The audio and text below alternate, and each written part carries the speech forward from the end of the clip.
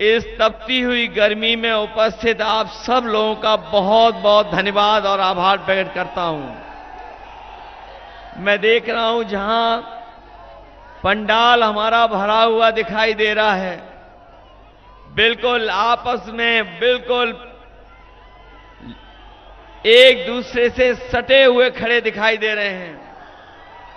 वहीं जहां पंडाल नहीं है, इस तपती हुई गर्मी में दोपहरी में यहां हमें चारों तरफ इस मंच से लेकर के पीछे तक जो लोग दिखाई दे रहे हैं और वहां हेलीकॉप्टर के पीछे, ये भरोसा दिला रहा है, ये आपका उत्साह याद दिला रहा है कि इस बार समाजवादी पार्टी के रमाशंकर राजभर जी न केवल जीत करके जा रहे हैं, बल्कि रिकॉर्ड मतों से यहां की जनता उन्हें लोकसभा में पहुंचाने का काम करेगी। मैं सबसे पहले बलिया की क्रांतिकारी धरती को नमन करता हूं। वो बलिया की धरती जिसने न जाने कितने लोगों का, यहां की धरती ने देश की आजादी से लेकर के देश को आगे बढ़ाने में अपने प्राण न्यौछावर किए हैं। मैं ऐसे बलिया के सभी महापुरुषों को नमन करते हुए मैं आप सबका बहुत बहुत धन्यवाद प्रकट करता हूं। वहीं मैं कह सकता हूं कि इस बार बलिया का बल समाजवादी पार्टी को जिताने जा रहा है।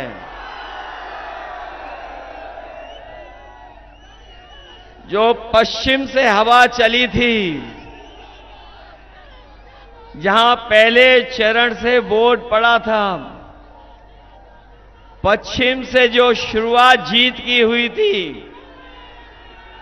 वो मैं समझता हूं 7वें चरण में भी उससे ज्यादा उत्साह के साथ जीत की तरफ इंडिया गठबंधन बढ़ रहा है। और आपने देखा होगा अभी 6वें चरण में जो बम्पर वोट पड़े हैं, उससे भारतीय जनता पार्टी का सफाया हो चुका है। जो लोग 400 पार का नारा दे रहे थे,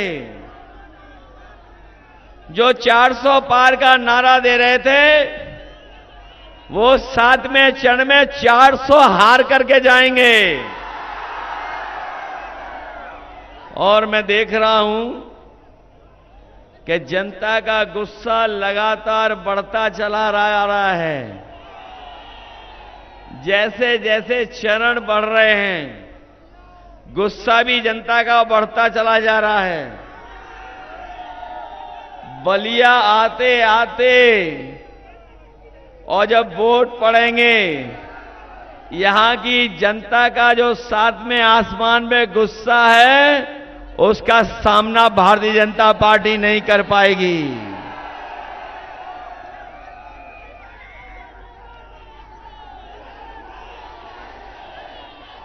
जिन लोगों ने जनता को समय समय पर झूठी बातें और झूठे वादे किए थे, वो जो अपना हिसाब किताब लगा रहे थे 400 सीटों का, 400 पार का, वो अब 6वें चरण के बाद बिल्कुल साफ हो गया है। बीजेपी ने ठीक ही कहा था कि 543 में वो 400 पार वाली सीटें जीतने जा रहे हैं। तो 443 के बाद या 400 जो उन्होंने नारा दिया था कि 400 पार, 543 में 400 पार के मतलब हुआ कि 143 सीटें जीतने जा रहे हैं। लेकिन ये 143 नहीं जीतेंगे, 140 करोड़ देश की जनता इन्हें 140 सीटों के लिए भी तरसाने का काम करेगी, क्योंकि इन्होंने किसानों से झूठ बोला और किसानों से कहा कि आपकी आय दोगुनी हो जाएगी। हमारा किसान गरीब जानता होगा, मेहनत कर करके इस महंगाई में लागत लगा करके उसने जो फसल तैयार की, लेकिन जब फसल तैयार होकर के बाजार या आड़तिया पे पहुंची तो हमारे किसान को वो कीमत नहीं दिला पा रहे, न लाभ दिला पाए।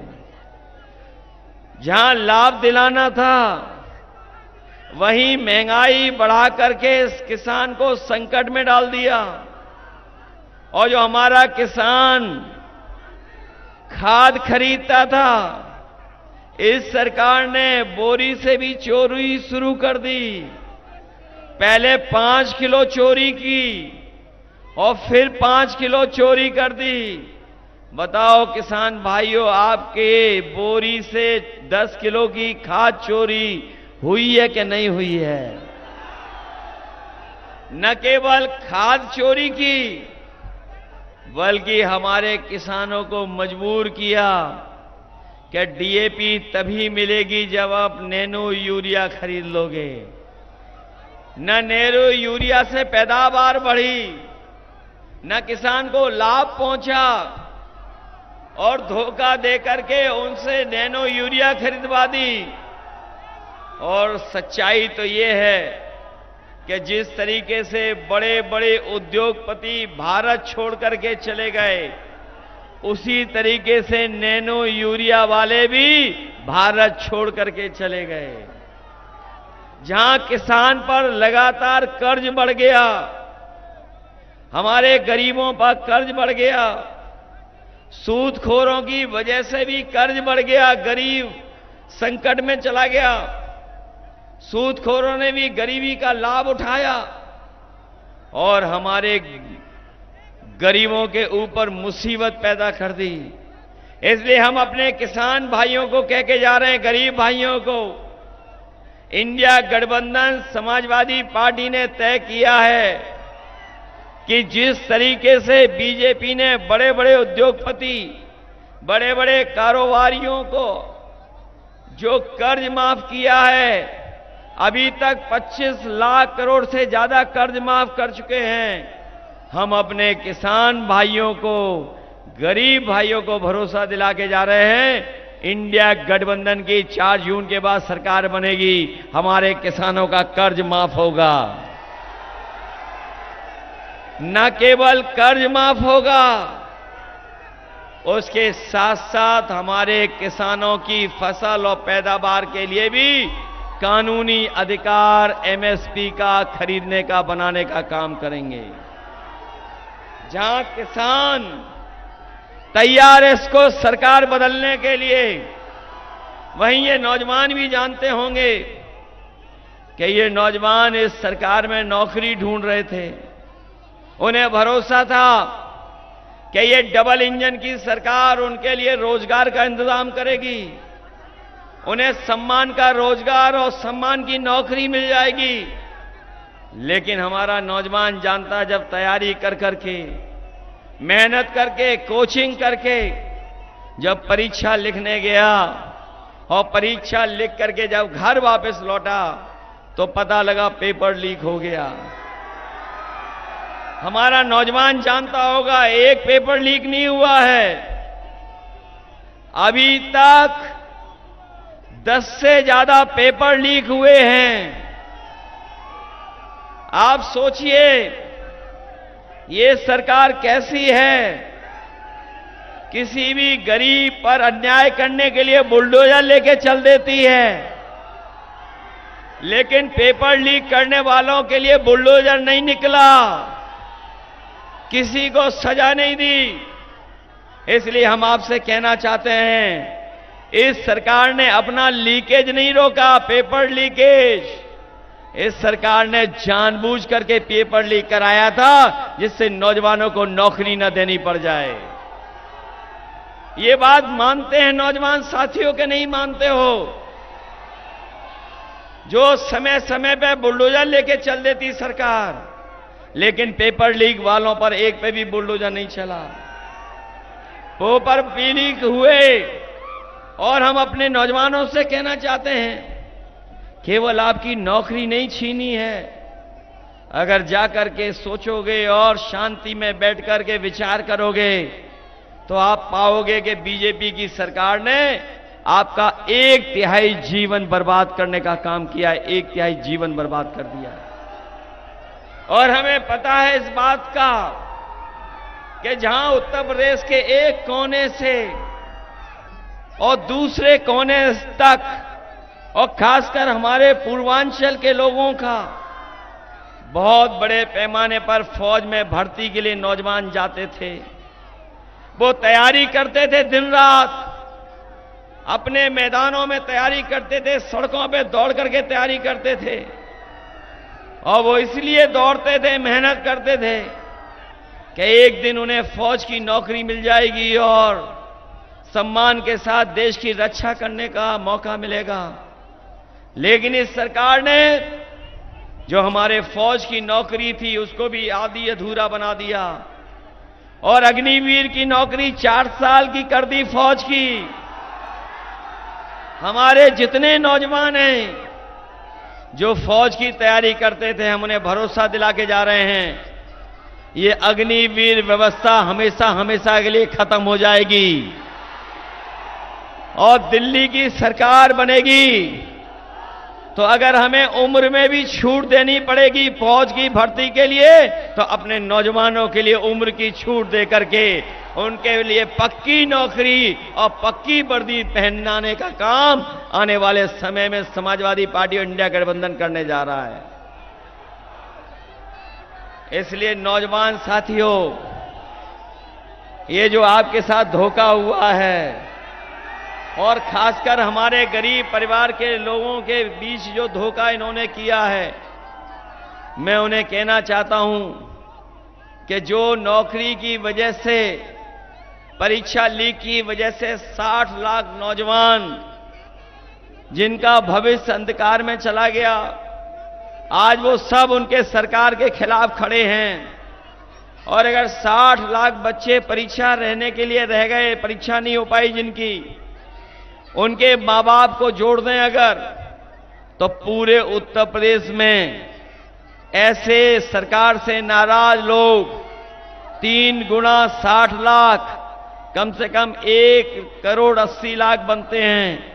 और यही 1,80,00,000 अगर 80 लोकसभाओं से हम भाग दे देंगे तो हर लोकसभा में भारतीय जनता पार्टी का 2,25,000 वोट कम हो गया। न केवल ये हमारी आपकी नौकरी छीन रहे हैं, बल्कि अब इनकी नजर संविधान पर भी है।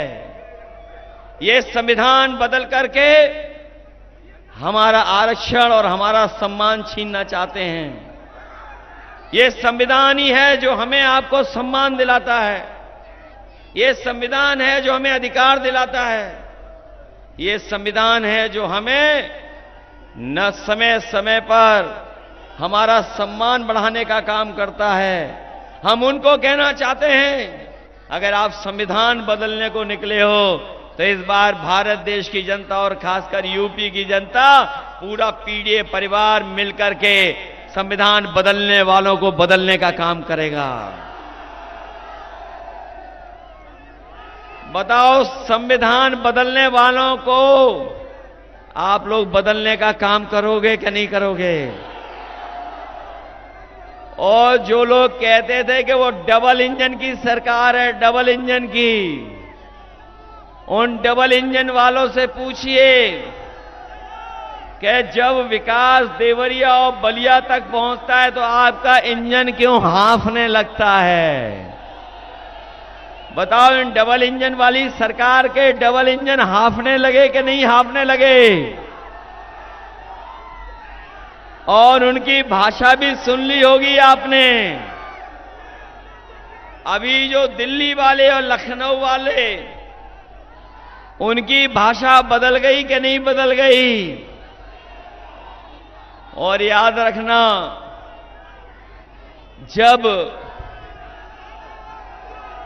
जब आत्मविश्वास लड़खड़ाता है, याद रखना साथियों, पत्रकार साथियों से भी कह रहा हूं मैं कि जब किसी का आत्मविश्वास लड़खड़ाता है तो जवान भी लड़खड़ा जाती है। जिनका आत्मविश्वास लड़खड़ा गया है उनकी जवान भी लड़खड़ाने लगी है। और बताओ वो क्या क्या बोलने लगे हैं? आपको तो पता होगा क्या क्या बोलने लगे हैं। ये इसीलिए बोल रहे हैं क्योंकि जनता इनका साथ नहीं दे रही है। इस बार जब वोट पड़ेगा 7वें चरण में तो ये भारतीय जनता पार्टी वाले 7 समुंदर दूर दिखाई देंगे। ये जो संविधान बदलने निकले हैं उन्हें जनता बदलने का काम करेगी। और मैं आपको सावधान करने भी आया हूं, ये वही भारतीय जनता पार्टी के लोग हैं जिन्होंने हमें और आपको वैक्सीन लगवा दी। जब वैक्सीन लगवाई तो कहा कि बीमारी ठीक हो जाएगी। ये हमारे पुलिस के लोग भी खड़े हैं, ये कर्मचारी लोग भी हैं, ये लगवाना नहीं चाहते थे लेकिन इनको भी जबरदस्ती लगवा दिया। बताओ वैक्सीन लगने से जान को खतरा पैदा कर दिया कि नहीं कर दिया? न केवल खतरा पैदा किया है बल्कि अब जानकारी हुई है कि जिन लोगों के वैक्सीन लग गई है उनको बीमारी तो होगी, साथ में दिल की भी बीमारी हो जाएगी। बताओ ये बात सच है कि नहीं है? और ये भी आपको जानकारी हो गई होगी कि जिस कंपनी से वैक्सीन लगवाई उससे इन्होंने पैसा भी वसूल लिया है। पैसा वसूला इन्होंने, न केवल वैक्सीन लगवाने वाली कंपनी से पैसा वसूला है बल्कि जो मीट सप्लाई करते हैं दुनिया में उनसे भी इन्होंने चंदा वसूला है। और अब वैक्सीन कंपनी वाली कह रहे हैं, जो वैक्सीन लगाई कंपनी वो कह रही है कि अब हम वैक्सीन वापस ले लेंगे। हमें बताए कोई, जो वैक्सीन शरीर में लग गई है वो शरीर से वापस कैसे आएगी? हमें ये बता दे कोई। बताओ धोखा दिया बीजेपी ने कि नहीं दिया? इन्होंने महंगाई बढ़ा दी कि नहीं बढ़ा दी? डीजल, पेट्रोल, जरूरत का सामान, खाने का सामान, सिलेंडर, गाड़ियां। और बताओ हमारे नौजवान साथियों, आपकी मोटरसाइकिल 10 साल पहले कितने रुपए में आती थी और आज कितने में आ रही है? बताओ 1 लाख रुपए से ऊपर की आ रही कि नहीं आ रही? न केवल इन्होंने महंगाई, गाड़ी, मोटरसाइकिल, जरूरत सामान की बढ़ाई है बल्कि दवाइयां भी महंगी कर दी हैं।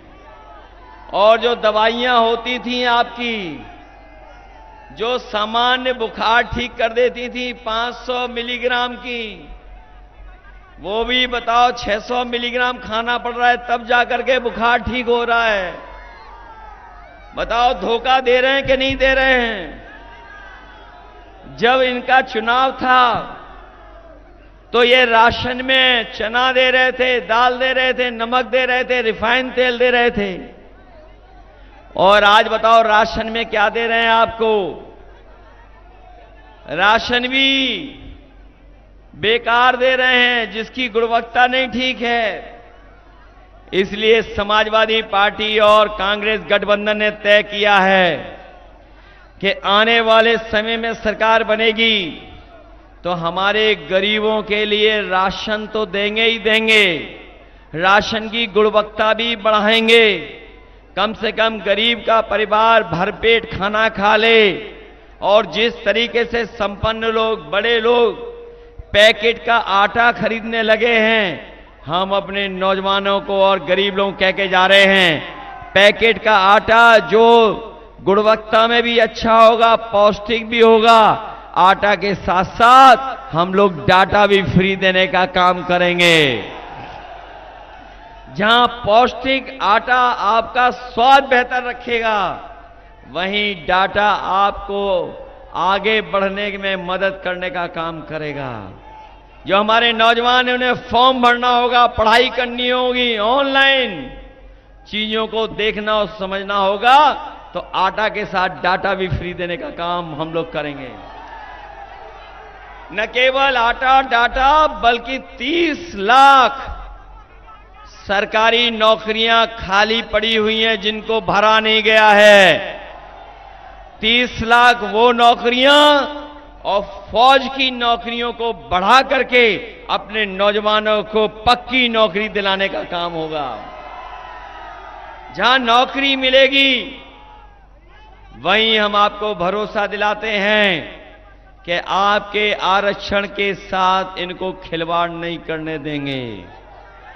आरक्षण के साथ नौकरी देंगे। और हमारे 69,000 वाले जानते होंगे,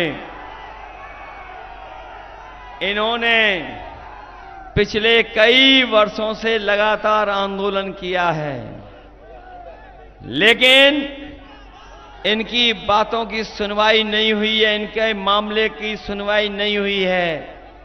मैं अपने तमाम छात्र नौजवानों को कहना चाहता हूं, जहां खाली पड़ी शिक्षक की नौकरी दी जाएगी, वहीं शिक्षा मित्रों को भी पहले की तरह सुविधा देंगे और अपने 69,000 वालों का भी आरक्षण ठीक कर करके इनका को भी नौकरी देने का काम आने वाले समय में होगा।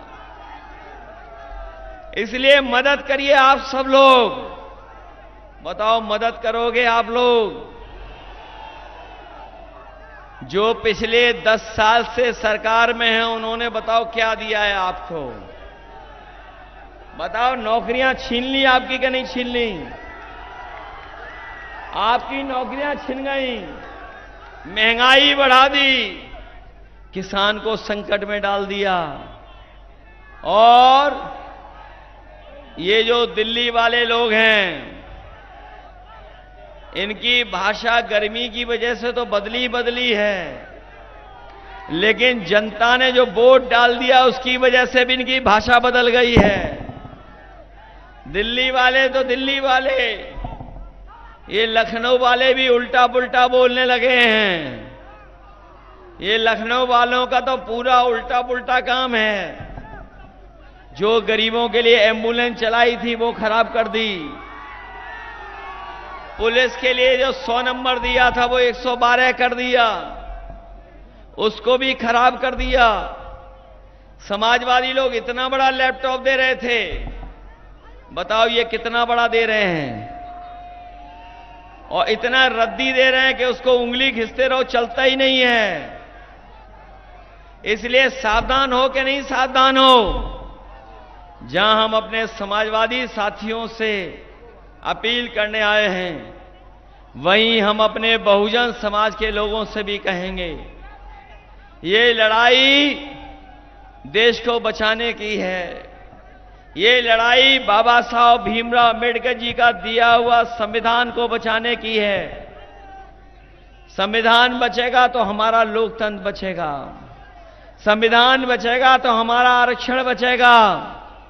बीजेपी हारेगी तो हमारा संविधान बचेगा। बीजेपी हटाओ नौकरी पाओ, बीजेपी हटाओ रोजगार पाओ। इसलिए आप लोग सावधान रहोगे कि नहीं सावधान रहोगे? इधर देखने को मिल रहा है कि जब ये लोग हारने लगे हैं तो हमारे वोट को रोकना चाहते हैं, लेकिन यहां तो बागी बलिया के लोग हैं। हमारे बलिया के लोगों के अंदर बल है, रुक तो नहीं जाओगे आप लोग? अगर ये रोकें वोट डालने के लिए तो रुक तो नहीं जाओगे? अपना वोट डाल के आओगे? और अपना वोट तो डालना ही डालना। यही वोट है जो भारतीय जनता पार्टी को हराएगा। ये बीजेपी वालों ने बहुत झूठ बोला है। बताओ झूठ बोलते हैं कि नहीं बोलते हैं? और इलेक्टोरल बॉन्ड के नाम पर इन्होंने बड़े बड़े लोगों से पैसा वसूल लिया कि नहीं वसूल लिया?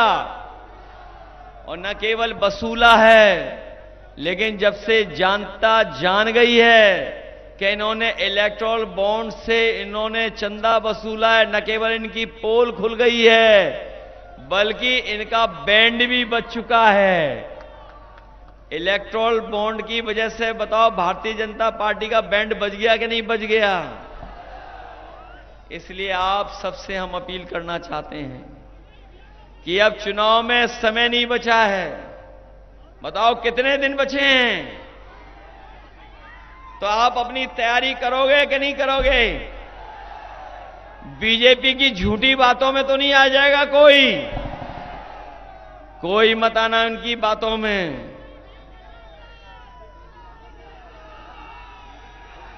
इसलिए वोट दीजिए, मदद करिए।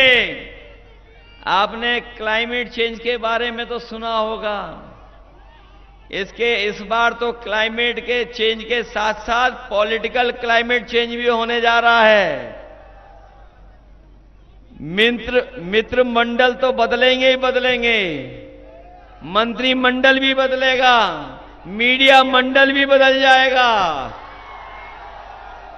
इसलिए आपसे हम कहने आए हैं, आपका वोट मित्र मंडल को तो बदलेगा ही बदलेगा, मंत्रिमंडल भी बदलेगा और मीडिया मंडल भी बदल जाएगा। 4 जून ऐतिहासिक दिन तो होगा ही होगा। जिन्होंने कहा कि अच्छे दिन आएंगे, वो अच्छे दिन तो नहीं ला पाए हैं, लेकिन हम लोग बीजेपी को हरा करके 4 जून से खुशियों के दिन मनाएंगे। और जिन लोगों ने मन की बात की है, जिन्होंने मन की बात की है, हम उनसे कहना चाहते हैं इस बार जनता मन की बात नहीं, संविधान की बात सुनना चाहती है, संविधान को बचाना चाहती है और उसके लिए वोट डालने का काम करेगी। इसलिए मदद करिए और उन लोगों की परवाह मत करना जिनका आत्मविश्वास टूट रहा है। आत्मविश्वास तो लड़खड़ा ही रहा है, उनकी जवान भी लड़खड़ा रही है। तो समझ लो इस बार 4 जून के बाद हमेशा हमेशा के लिए लड़खड़ा करके वो चले जाएंगे।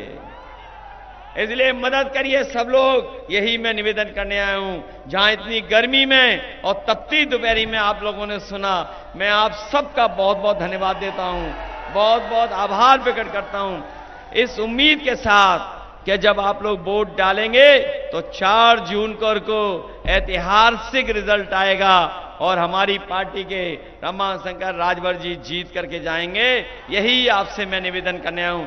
ये जीतेंगे तो संविधान बचेगा, ये जीतेंगे तो लोकतंत्र बचेगा, ये जीतेंगे तो आरक्षण बचेगा। जिस आरक्षण को भारतीय जनता पार्टी खत्म करना चाहती है, उसको बचाने का काम इंडिया गठबंधन और समाजवादी